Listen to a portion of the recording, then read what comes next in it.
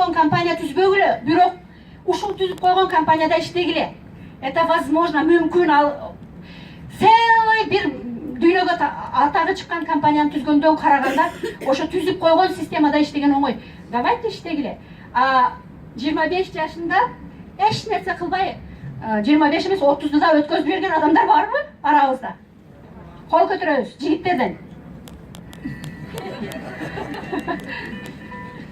Эми раз мисалы үчүн ошол моментте мындай ой келет да. Мен өзүм мынтип ойлойм да, действительно мынтип ойлойм да.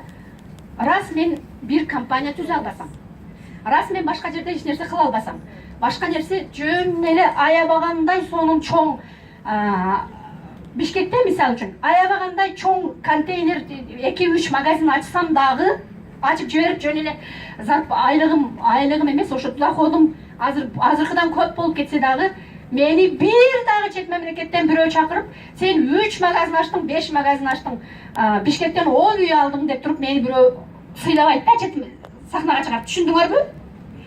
Ошол үчүн аракет кылгыла. Бул түзүлгөн система.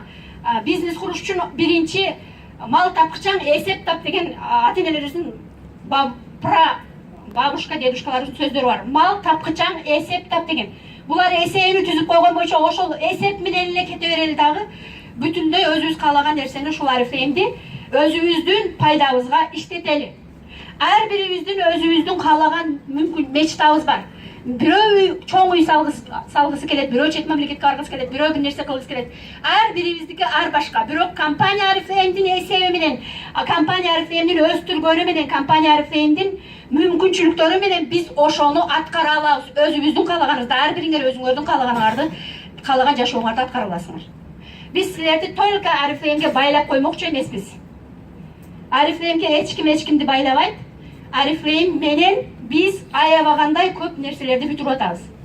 Мисалы үчүн мен просто эле бул эме эмес мындай.